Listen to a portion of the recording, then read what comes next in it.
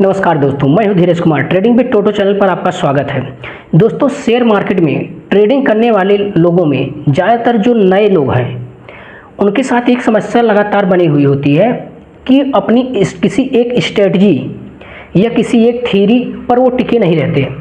वो तमाम तरीके की स्ट्रेटजी, थ्योरी और नए नए यूट्यूब चैनल को देखकर अपनी स्ट्रेटजी को बराबर चेंज करते रहते हैं, जिससे होता क्या है कि वो कंसिस्टेंसी नहीं बन पाती और वो सही स्ट्रेटजी पर काम भी नहीं कर पाते। इन सब चीज़ों में उलझ जाते हैं वो, तो जिससे वो ना तो ट्रेडिंग कर पाते हैं ना ट्रेडिंग सीख पाते हैं। तो उन लोगों के लिए मैं आज ये वीडियो जो लेके आया हूँ बहुत ख़ास होने वाला है। मैं आपको 4 ऐसी स्ट्रेटजी के बारे में बताने वाला हूँ जो सच में शेयर मार्केट में काम करती है। बस आपसे एक निवेदन है कि वीडियो पसंद आए तो चैनल को सब्सक्राइब कर लीजिएगा। तो चलिए वीडियो शुरू करते हैं।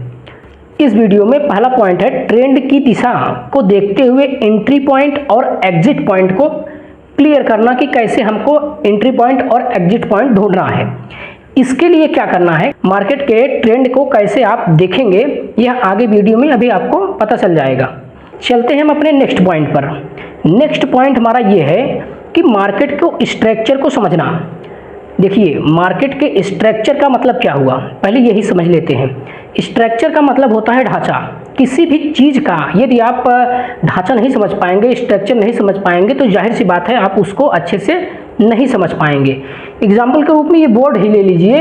अगर ये बनाने वालों ने अगर इसका एक स्ट्रक्चर नहीं बनाया होता है, एक ढांचा कि हमको किस तरीके से बनाना है, कहाँ एल्युमिनियम लगानी है, कहाँ प्लाई को जो है फोल्ड करना है, इस तरीके से अगर उसके दिमाग में पहले से नहीं आया होता तो शायद इस तरीके का बोर्ड वो नहीं बना पाता। तो शेयर मार्केट में ट्रेडिंग करने से पहले आपको स्ट्रक्चर बनाना जरूरी है।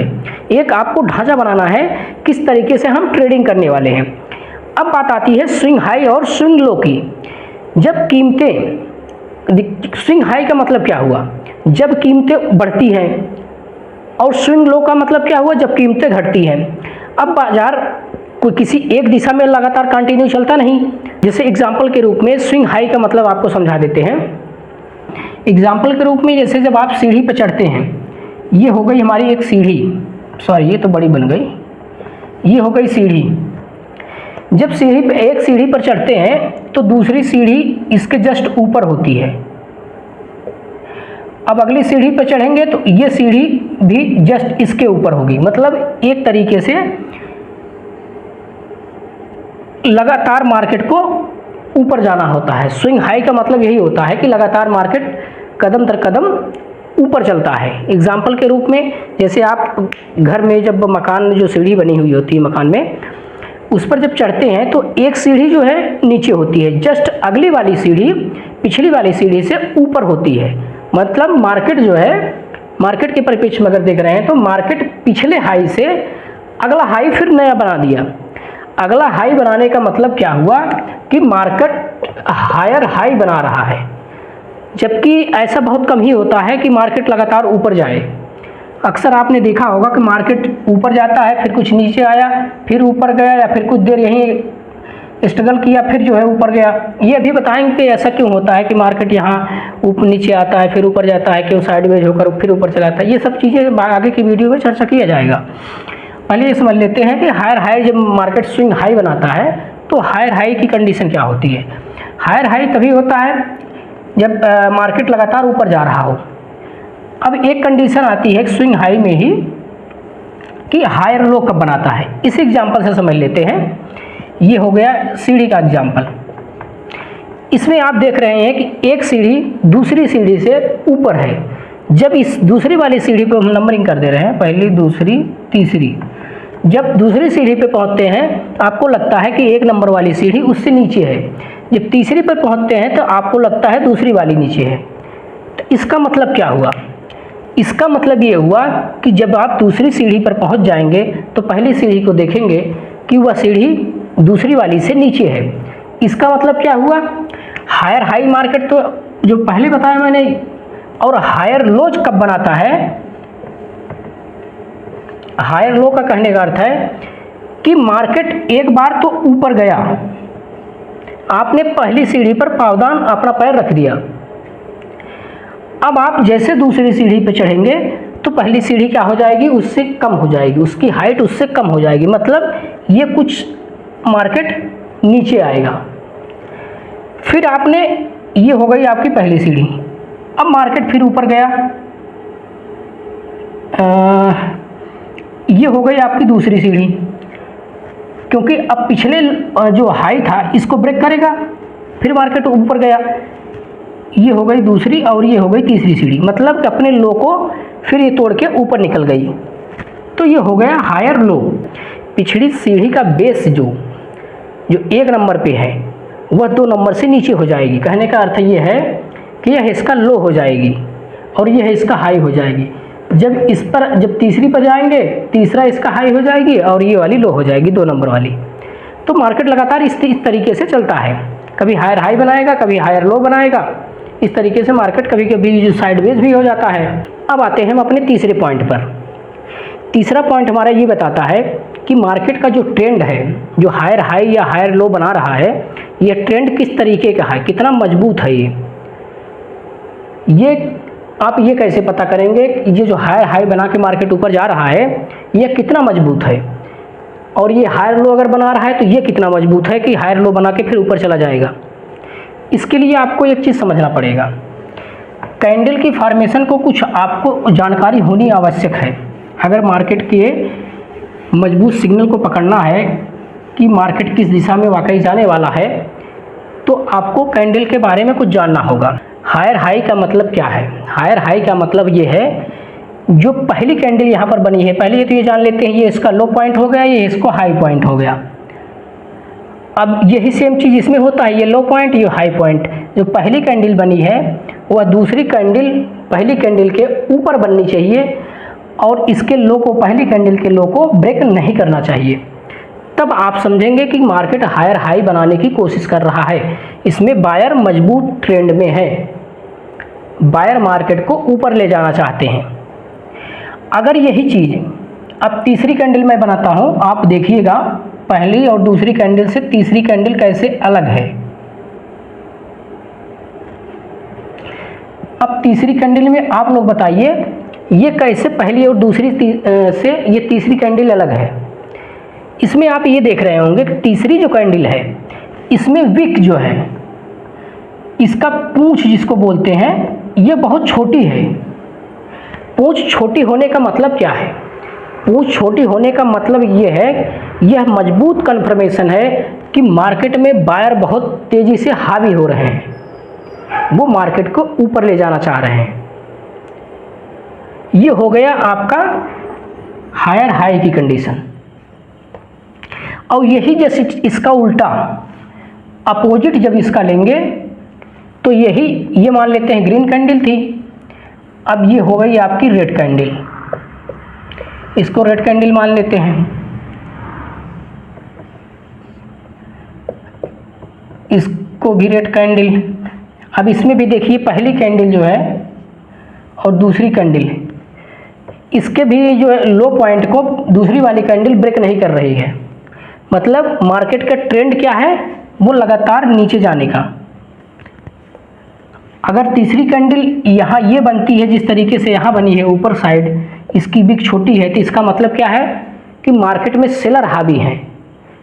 क्योंकि जो ये देखिए इसकी बॉडी, कैंडल की बॉडी जो होती है वॉल्यूम को बताती है, ये वॉल्यूम को बताती है। जो तीसरी वाली कैंडल बनी है, जितनी ज़्यादा बॉडी होगी उतनी ज़्यादा, मतलब उस वहाँ पर वॉल्यूम है, वहाँ उतने ज़्यादा बायर हैं या सेलर हैं। अगर विक ज़्यादा है, बॉडी कम है, तो इसका मतलब आए ज़रूर, बायर या सेलर आए ज़रूर, लेकिन मार्केट में टिक नहीं पाए, वो कंफर्म नहीं हो पाए कि मार्केट यहाँ से ऊपर जाने वाला है या नीचे ले जाने वाले हैं। अब इतना सब जान लेने के बाद अब आपके दिमाग में ये आ रहा होगा, अगर इस तरीके की फॉर्मेशन जब बनेगी कभी तो तुरंत एंट्री ले लेंगे। लेकिन आप थोड़ा रुकिए, यहाँ आपको एंट्री नहीं लेनी है तुरंत, और इस सिचुएशन में तो कतई एंट्री नहीं लेनी है। अगर ये सिचुएशन, केवल ये दोनों सिचुएशन बनती है तो आपको तुरंत एंट्री नहीं लेनी है, क्योंकि इस पर सबसे बड़ा सवाल यही है, अगर सारे फार्मेशन को जानते हुए भी अगर हम एंट्री और एग्जिट पॉइंट नहीं ढूंढ पाते हैं तो हमारा सीखना बेकार है फिर। तो सबसे महत्वपूर्ण पॉइंट होने वाला है, चौथा पॉइंट है ये, सबसे महत्वपूर्ण पॉइंट होने वाला है कि एंट्री और एग्जिट कहाँ करें। देखिए, जब तक आप सही एंट्री नहीं लेंगे तब तक आप प्रॉफिट नहीं बना पाएंगे, और जब तक सही एग्जिट नहीं लेंगे तब तक उस प्रॉफिट को सेव नहीं कर पाएंगे। सीधी सी बात है।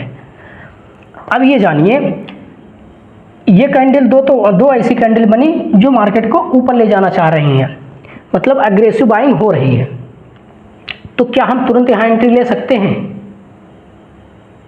तो आपका जवाब होना चाहिए नहीं। थोड़ी देर रुकिए, आप कंफर्म होने दिए कि मार्केट जो है अगली कैंडल कहाँ बन रही है। कितने लोग ये सोचते हैं अरे अभी यहाँ एंट्री नहीं लेंगे तो मार्केट ऊपर भाग जाएगा, तो फिर कैसे एंट्री लेंगे। भाई, लॉस सहने से अच्छा है थोड़ा इंतजार कर लो। अब आपको यहाँ तीसरी कैंडल का कंफर्मेशन लेना है। तीसरी कैंडल अगर विक छोटी है, बॉडी ज़्यादा है, वो भी हायर पर बन रही है, तो इसका पक्का कंफर्मेशन है कि मार्केट वहाँ से ऊपर जाएगा। हो सकता है यह मार्केट तीसरी वाली जो कैंडल है वह ऊपर न बन के वह इसके बराबर बने या इसके बीच में बने, दूसरी वाली कैंडल की बॉडी के बीच में बने। तो आपको घबराने की ज़रूरत नहीं है, क्योंकि मार्केट कभी कभी रिटेस्ट करता है। मार्केट एक दिशा में ऊपर नहीं जाता, वह रिटेस्ट करता है बीच बीच में, यहाँ नीचे आएगा फिर ऊपर जाएगा। इस तरीके से मार्केट चलता है। मार्केट सीधा एक दिशा में नहीं चलता कभी भी। बाय द वे कभी हो जाए तो अलग बात है। अगर यहाँ रिटेस्ट करता है फिर अगली कैंडल बनती, फिर अगली कैंडल एग्रेसिव बाइंग वाली बनती है, तो आपको समझ जाना है कि यहाँ से मार्केट ऊपर जाने वाला है। यहाँ से आप एंट्री लेने की कोशिश कर सकते हैं। अब बात आती है, एंट्री तो आप ले लिए। देखिए, एंट्री लेना ही बहादुरी की बात नहीं है। एंट्री लेकर जो पैसा आपने बनाया है उसे सेव करना भी बहुत अच्छी बात है, क्योंकि आप पैसा तो बना लिए, अगर उस पैसे को सेव नहीं कर पाए तो क्या मतलब उस पैसे का सही एंट्री का। तो इसके लिए आपको क्या करना है कि सही स्टॉप लॉस लगाना बहुत ज़रूरी है। स्टॉप, देखिए यो अभी थोड़ी सा करेक्शन आपको कर देते हैं। ये जो पहला पॉइंट था, सेम जो पहला फॉर्मेशन है यही दूसरे फॉर्मेशन में भी लागू होगा। जो चीज़ें यहाँ मैंने बताई है वही आप जो मार्केट जब नीचे जाएगा सेम चीज़ें उसके साथ भी यही लागू होंगी। तो आप घबराइएगा नहीं, बाइंग वाला बता दिए और सेलर वाला नहीं बताए, तो आप सेम चीज़ें इस पर भी लागू कर सकते हैं। अब मैं बात कर रहा था कि स्टॉप लॉस की। स्टॉप लॉस देखिए आपको लगाना कहाँ है। अगर मान लीजिए यहाँ आपने एंट्री लिया, ये हो गया आपका एंट्री पॉइंट। अब आपका एंट्री पॉइंट ये है, तो आपका स्टॉप लॉस यहाँ होना चाहिए, एसएल यहाँ होना चाहिए। सेकंड वाली जो थर्ड वाली कैंडल है उससे पहले वाली कैंडल, कहने का अर्थ है दूसरी वाली कैंडल के जो विक होगी, पूंछ होगी उसकी, उस पर आपको स्टॉप लॉस लगा के रखना है। क्योंकि हम देखिए, हम जो बड़े बड़े इंस्टीट्यूशन होते हैं वो तो है नहीं कि हम ज़्यादा स्टॉप लॉस, लंबा स्टॉप लॉस लगा के यहाँ लगा दें। अगर यहाँ लगा दिए तो आपको बहुत ज़्यादा पैसा नुकसान चला जाएगा। तो आप कोशिश ये करिएगा कि आप सेकंड वाले कैंडल के जो विक है वहाँ पर आप स्टॉप लॉस लगाइएगा। अब सेम यही फॉर्मेशन आप जो मार्केट जब नीचे जाएगा, जो बायर सेलर वाले में, यहाँ भी यही कंडीशन आपको लागू करनी है। अगर यहाँ मार्केट गया तो ये कन्फर्म हुआ कि मार्केट जो है यहाँ से नीचे जा रहा है, तो यहाँ पर आप एंट्री लेंगे और आपका जो स्टॉप लॉस होगा ये वाला पॉइंट हो गया सेल का, ये हो गया सेलर का, ये हो गया बायर का। अब आपको एंट्री और एग्जिट पॉइंट के साथ साथ स्टॉप लॉस के बारे में भी पता हो गया होगा। अब कभी कभी क्या होता है कि मार्केट साइडवेज हो जाता है, उसकी क्या कंडीशन है।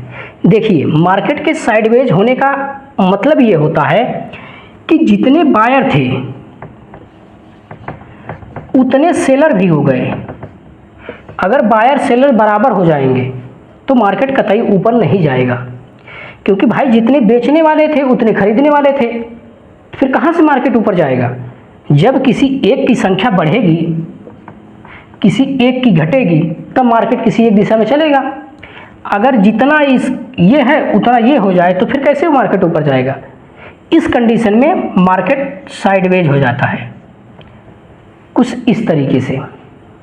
देखिए, इस वीडियो का मेन कंक्लूजन क्या है?